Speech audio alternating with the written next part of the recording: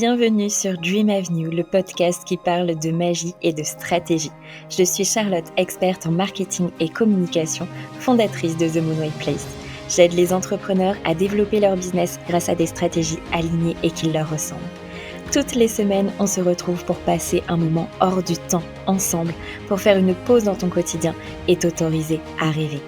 Nous allons explorer différents sujets ici, du mindset, du marketing, de la communication, de la spiritualité, des conseils, de l'inspiration, bref, tout pour que tu puisses créer un business solide, aligné et réaliser tes plus grands rêves.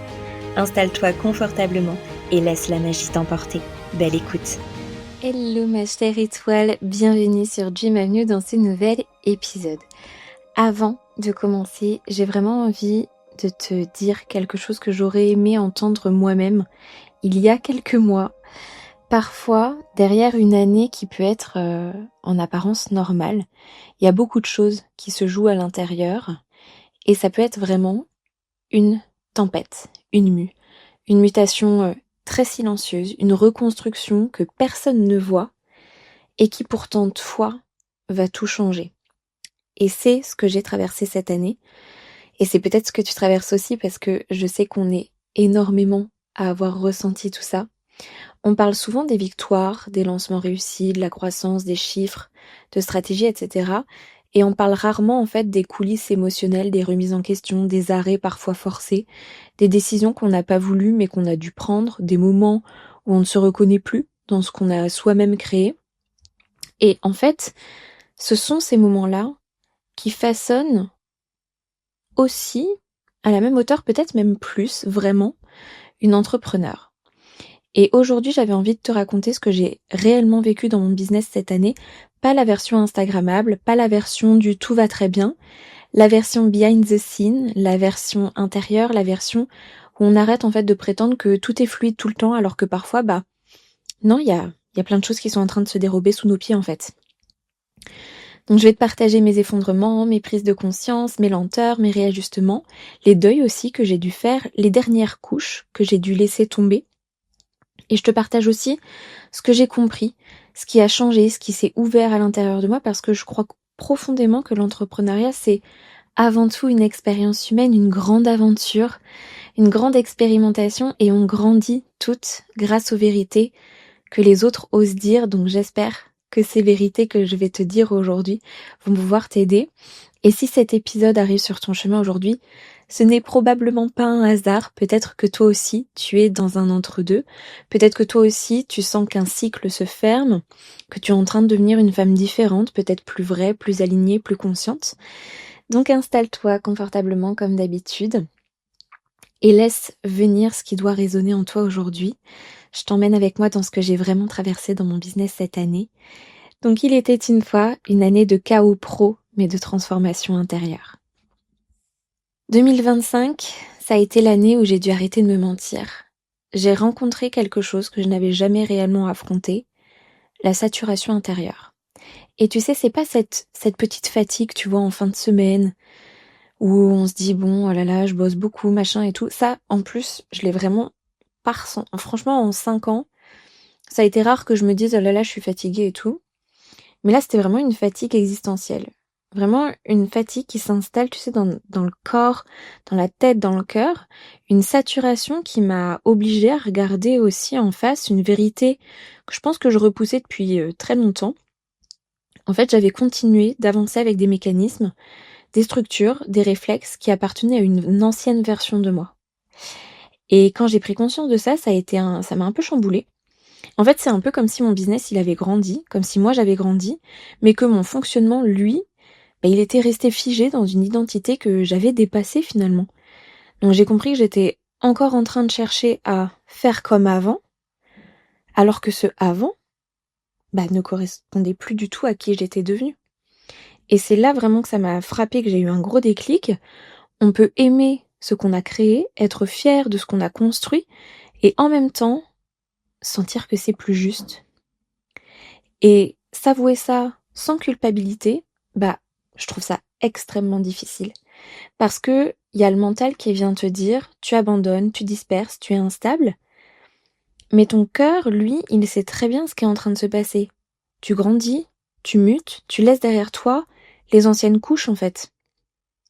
Donc j'ai vraiment dû arrêter de me mentir sur la place que je donnais encore à des stratégies qui me représentaient plus du tout, ou à des automatismes qui étaient plus alignés, des injonctions aussi, que je suivais simplement par habitude, soit parce que ça faisait bien, soit parce que ça marchait comme ça. En fait, j'ai l'impression que j'ai abandonné à un moment donné mon expansion. Tu vois ce que je veux dire ? J'ai évolué, mon business était en train d'évoluer, mais moi je me contentais de faire comme avant. Tu vois ? Et quand j'ai compris ça, vraiment je me suis dit mais pourquoi est-ce que tu fais ça ? Et l'entrepreneuriat, c'est pas une ligne droite, c'est vraiment une spirale où c'est essentiel de revenir à soi, mais à un étage différent. Donc j'ai vraiment dû arrêter de me mentir là-dessus pour enfin entendre ce que mon être profond essayait de me dire depuis super longtemps. Tu n'es plus la femme qui a créé ça. Et il est temps d'ajuster ton royaume à celle que tu deviens.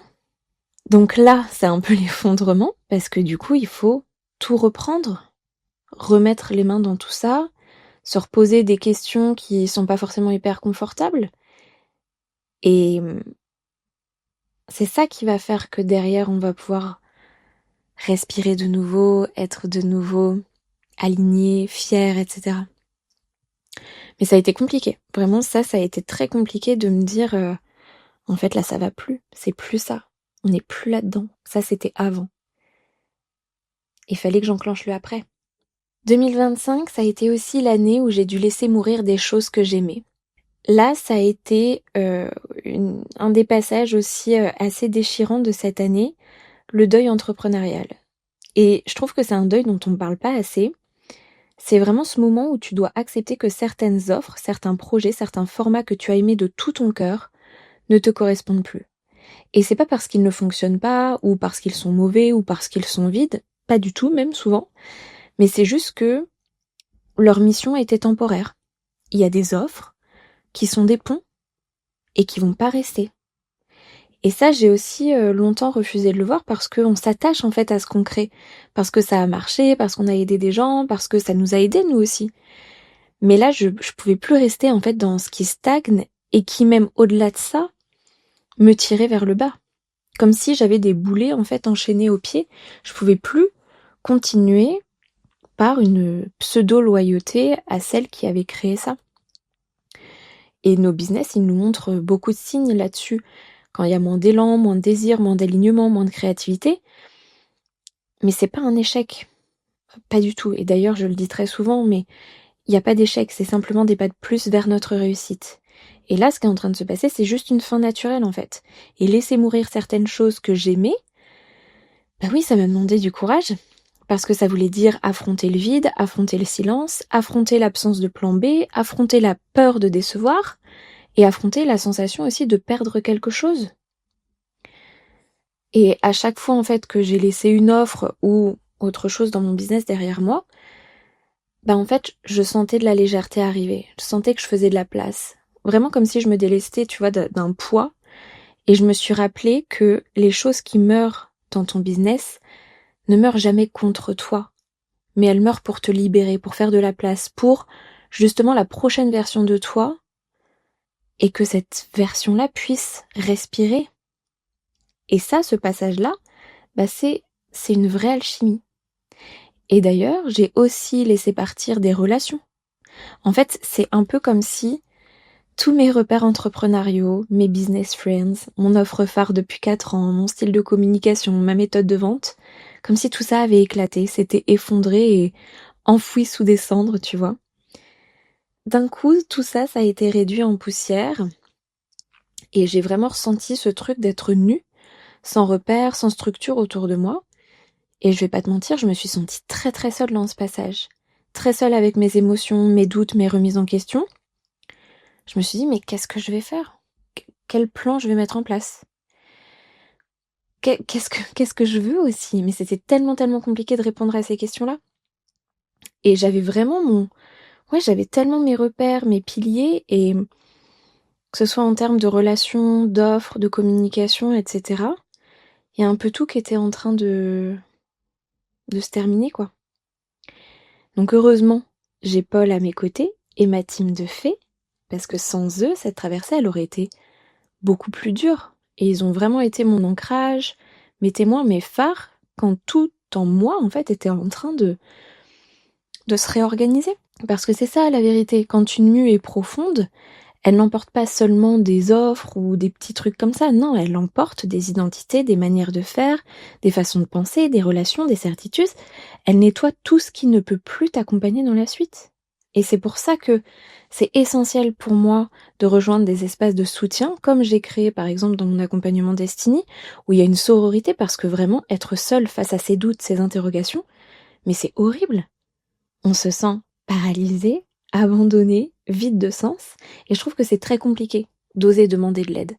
Donc quand on fait partie d'un espace comme ça, mais ça change tout, tout, tout, tout. 2025 a été l'année où j'ai appris à avancer beaucoup plus lentement que prévu. Cette année, je pense que j'ai avancé 10 fois moins vite que prévu. Et j'aurais pu en avoir honte parce qu'il y a vraiment cette idée dans le monde instagrammable que pour être une bonne CEO, il faut avancer vite, enchaîner les créations, être constante, être structurée, être productive. Et moi, ce que j'ai fait, j'ai comparé mon rythme intérieur à ce que je croyais devoir faire. Et du coup, forcément, il y a un fossé qui s'est creusé. Je me réveillais certains matins en me disant, mais pourquoi est-ce que j'y arrive pas? Pourquoi je mets autant de temps? Pourquoi je suis lente? Et en fait, j'ai compris quelque chose d'essentiel. C'était pas de la lenteur sans efficacité. C'était une lenteur intelligente, une lenteur protectrice, réparatrice. Une lenteur qui venait me dire, tu n'as pas à te brûler pour avancer. Et cette année, la vie m'a amené à ralentir pour me ramener dans mon axe. J'ai dû renoncer à l'accélération forcée, aux deadlines auto-imposées, au contenu qui n'avait pas de sens pour moi, au lancement fait parce que il faut bien lancer quelque chose. Et j'ai vraiment appris à écouter mon énergie au lieu de l'ignorer. Et j'ai découvert que la lenteur, c'est pas un frein, mais vraiment une sagesse. Quand tu ralentis, tu entends ce que tu n'entendais plus, tu sens ce qui est en train de t'étouffer, tu reprends aussi ton pouvoir créatif, tu choisis ce qui est vraiment important. Et moi, personnellement, la lenteur, elle m'a donné beaucoup plus de clarté que n'importe quel plan stratégique, en fait.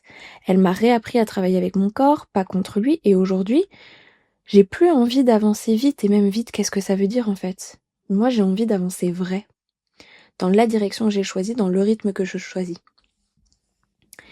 Et merci à ma grossesse d'ailleurs, merci à notre bébé Soleil, parce que, évidemment, devenir maman, parce que pour moi, quand on est enceinte, on est déjà maman, ça m'a transformée aussi.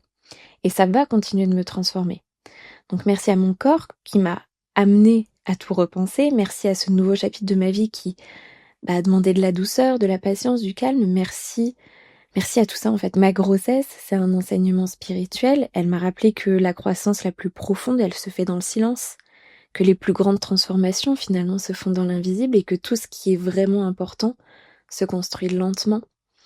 Elle m'a ramené aussi, je pense, à un rythme qui est beaucoup plus humain, beaucoup plus honnête, beaucoup plus dans le vivant. Et elle a été un des plus grands cadeaux de cette année parce qu'elle m'a fait me choisir, pas dans la performance, mais dans ma vérité. Et ça, c'est très précieux. 2025, c'est l'année où j'ai retrouvé mon cœur et perdu beaucoup de masques. Il y a eu un moment précis cette année où un peu tout a basculé, un moment où je me suis posé une question très puissante. Et si j'arrêtais vraiment de me retenir? Parce que j'avais vraiment cette sensation-là, de me retenir dans ce que je faisais, qu'il y avait quelque chose qui m'empêchait d'avancer. Et en fait, quand je me suis posé cette question-là, il y a tous les micro-masques que je voyais même plus en fait, qui se sont mis en lumière. Les petites concessions, les petites retenues, les petits filtres, allez, je vais dire ça, comme ça, ce sera plus safe. Ou je vais adoucir cette partie pour ne pas déranger, je vais rester dans ce ton-là pour ne pas perdre des gens. Je croyais finalement être authentique et je pense que je l'ai été, mais il y a eu c'est comme s'il y avait un autre level. Parce qu'il restait finalement encore des couches, des réflexes de protection, des traces de l'ancienne moi, celle qui voulait faire plaisir, être validée, être comprise, être aimée aussi. Et en fait, quand j'ai commencé à enlever ces derniers masques, ça a tout changé. C'est comme si, là, mon message, ma parole, c'était devenu beaucoup plus net, que mon intuition aussi était devenue beaucoup plus forte, que mes décisions sont devenues beaucoup plus rapides et mon message du coup beaucoup plus incarné. C'est un peu comme si, tu vois, mon cœur avait repris sa place dans mon business. Et j'avais plus envie de prouver, j'avais plus envie de performer, j'avais plus envie de convaincre, mais simplement de transmettre, de toucher, de créer depuis un espace vrai. Et je pense que si tu me suis sur Instagram ou même si tu reçois nos newsletters, je pense que tu as vu ce switch-là. Retrouver mon cœur, ça a transformé ma manière de vendre, ma manière de communiquer, ma manière de guider mes clientes et aussi ma manière de me traiter moi. J'ai arrêté de me forcer, j'ai arrêté de faire semblant, j'ai arrêté de me lisser. Et dans cet espace, j'ai trouvé quelque chose que j'avais perdu sans m'en rendre compte, la joie de créer. Cette joie qui n'est pas là pour plaire, qui ne demande aucune validation extérieure, qui est juste là, qui coule naturellement, parce que finalement, chaque idée, du coup, est pleinement alignée et profonde. Et dans un second temps, il y a quelque chose d'encore plus profond qui s'est ouvert. Je me suis reconnectée à un positionnement qui existait déjà en moi, mais que je n'assumais pas du tout. J'ai compris que je n'étais pas juste experte en marketing et communication. Je suis pas juste là pour parler de stratégie. Je suis pas juste là pour optimiser des process, structurer des offres ou accompagner des lancements. Non, ça c'est qu'une partie de mon travail. Et tu vois, depuis bientôt 5 ans, j'accompagne des entrepreneurs sensibles, conscientes, engagés à bâtir un royaume qui est solide, qui est aligné, qui est vibrant, qui est prospère. Et mon approche, ça a toujours été un tissage en fait. Celui de la stratégie et de la magie, du concret et du sacré, de la structure et de l'intuition.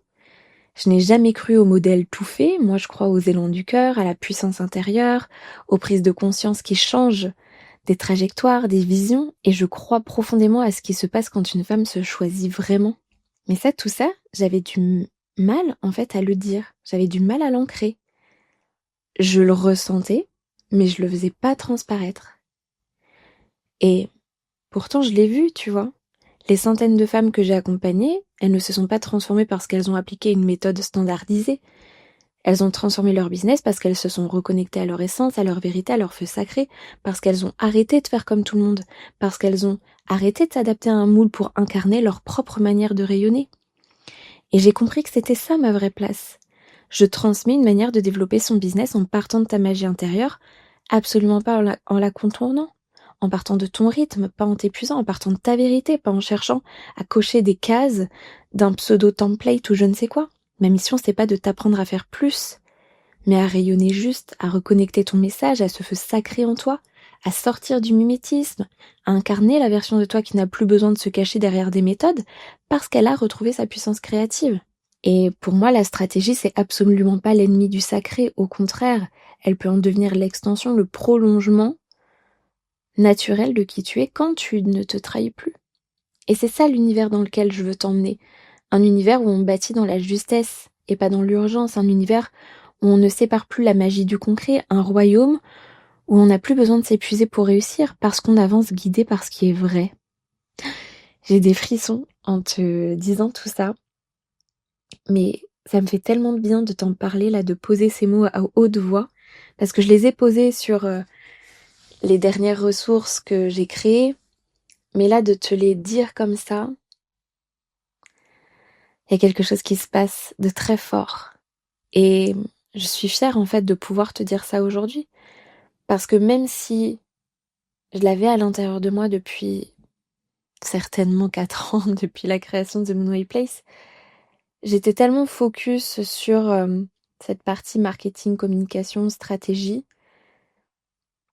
qu'en fait, je laissais pas assez d'air à cette autre partie. Et pourtant, tu vois, quand j'ai créé mon programme Destiny, mais l'essence même, sa création part de ça, part de ce positionnement-là. Mais là, je l'assume d'autant plus, et je vais continuer à l'assumer d'autant plus. Et c'est grâce à la mue que j'ai vécu cette année. 2025, c'est aussi l'année où j'ai compris que mon business est un organisme vivant. Je le savais, intellectuellement parlant, on va le dire, mais j'avais jamais vraiment intégré dans ma pratique le fait que mon business respire, il a des cycles, il a des saisons, il a des mues, des expansions, des contractions, des pauses, des accélérations. Il va pas aimer qu'on le force, qu'on le brusque ou qu'on le manipule. Pourtant, on essaye tout le temps de le contrôler, allez, il faut que ça marche maintenant, je dois sortir quelque chose, je dois être régulière, je dois faire comme les autres.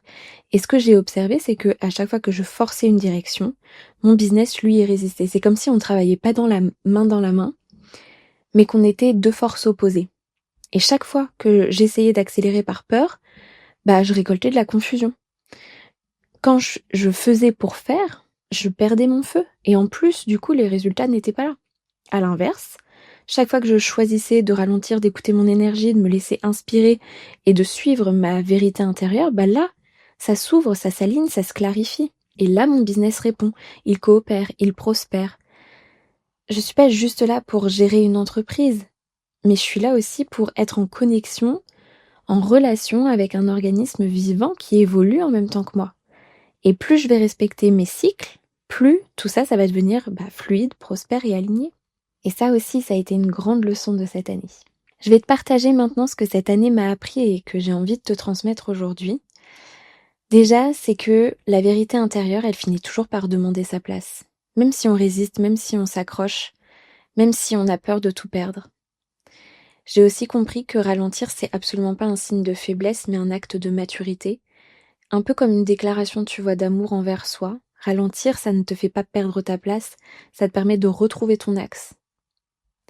J'ai compris aussi que les changements de direction, c'est pas des preuves d'instabilité, c'est juste le reflet de ton évolution. Et chaque fois que tu changes d'avis, de vision, de stratégie, tu repars pas de zéro, tu te rapproches, au contraire, de plus en plus de la femme que tu deviens. J'ai compris que mettre fin à un cycle, c'est pas un abandon, mais c'est un acte de souveraineté. C'est dire, je refuse d'avancer contre moi-même, je choisis ce qui me ressemble vraiment. J'ai compris que les plus grandes transformations, elles ne font pas de bruit, elles se passent dans les silences, dans les nuits où on se pose des questions et que personne ne nous voit, dans les moments où on fait des choix qui finalement n'impressionnent personne parce que c'est pas sous le feu des projecteurs, mais qui pourtant vont énormément nous aligner. J'ai compris que la clarté, elle ne vient ni de la force ni de la volonté, mais du calme, de la respiration, de l'espace qu'on va s'accorder. Et j'ai compris aussi quelque chose de très important. Ce que tu traverses, c'est pas un problème à résoudre, c'est un passage initiatique. Une transition sacrée entre une version de toi à une autre. C'est une mue, c'est un réalignement. Et en fait, on est juste en train de construire un royaume qui nous ressemble vraiment, pas un royaume construit pour être à la hauteur des attentes. Et cette année, elle m'a appris que la réussite, la vraie, ça n'a rien à voir avec la vitesse, la performance ou la validation extérieure. La réussite, la vraie, c'est la paix intérieure en fait. C'est l'alignement, c'est la clarté, c'est la joie, c'est le sentiment de marcher à son rythme, dans sa vérité, dans sa vision. Donc là, si ça vibre tout ça pour toi, sache que tu fais un travail que personne ne voit, mais que tout ton futur va ressentir et tu es exactement là où tu dois être. Et tu vois, aujourd'hui, je me tiens à un endroit que j'aurais jamais imaginé en début d'année, un endroit qui est plus vrai, plus solide, un endroit où j'ai pas besoin de courir, de prouver, d'accélérer pour me sentir légitime. C'est un endroit où ma vérité passe avant la performance, où je me choisis, même quand ça demande du courage, même quand c'est inconfortable, même quand je dois renoncer à des repères qui pourtant m'ont porté pendant des années. Donc oui, je me sens différente, mais pas réparée, pas optimisée, juste plus moi, tu vois, plus entière, plus alignée. Et ce que je sais avec une certitude qui vient vraiment de mon cœur, c'est que tout ce que j'ai laissé mourir cette année était nécessaire. Tout ce qui s'est effondré devait s'effondrer, tout ce qui a ralenti devait ralentir, tout ce qui a disparu devait disparaître. Et c'est pas du tout la fin d'un chemin, au contraire, c'est l'ouverture d'un nouveau. Je ne suis plus la femme qui a commencé l'année et mon business non plus, et c'est totalement ok, parce que c'est ça la vie d'une entrepreneur, grandir, muer, se relever, tomber, se révéler, choisir encore, choisir mieux, choisir plus juste, se tromper. On n'est pas faite pour rester les mêmes.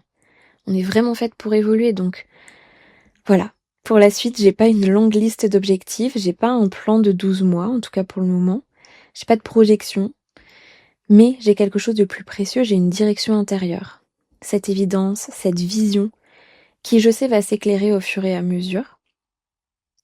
Cette foi aussi, qui est vraiment inscrite dans mon cœur, et surtout une envie d'apporter plus de vérité, plus de sacré, plus de magie, plus de stratégie consciente, d'incarner pleinement cette nouvelle version de moi, celle qui n'a plus peur de ralentir, celle qui choisit la justesse plutôt que l'urgence, celle qui préfère la profondeur à la performance. Et j'ai envie de terminer cet épisode avec une question à te poser. Est-ce que tu es prête à marcher vers la version de toi qui t'appelle? Cette version qui crée depuis son cœur, celle qui bâtit un royaume qui respire, qui vit, qui l'honore. Personnellement, c'est vers elle que je vais. Et si tu le veux, tu peux venir avec moi. Ce sera un immense plaisir. Pour finir cet épisode avec de la magie, j'ai tiré une carte pour te partager le message de la semaine. J'ai tiré la carte « L'enfant des visions ». L'enfant des visions a été abandonné dans la forêt. Les bois qui nous semblent effrayants et dangereux ne le sont pas pour elle. Tout ce qu'elle voit est perçu à travers le filtre de l'émerveillement. Quelle que soit la situation, dans le monde de cette fillette existe uniquement la beauté et la bonté. Sa nature confiante attend que chacun soit un ami et que chaque histoire se termine par « ils vécurent heureux ». Ses émotions sont à la surface de son être et quand elle pleure, cela passe aussi rapidement qu'un orage en été. Cette carte vous invite à retrouver de la joie, à retrouver de l'harmonie dans votre vie, à voir le beau et le bon, à vous émerveiller et à être optimiste sur tout ce qui vous attend. Merci pour ta présence, pour ton écoute et comme d'habitude, si tu veux me soutenir et aider à faire connaître le podcast, tu peux me laisser une note de 5 étoiles sur ta plateforme d'écoute préférée. Merci du fond du cœur aux personnes qui prendront le temps de le faire. Souviens-toi, tout est à portée de rêve, on se retrouve très bientôt sur Dream Avenue.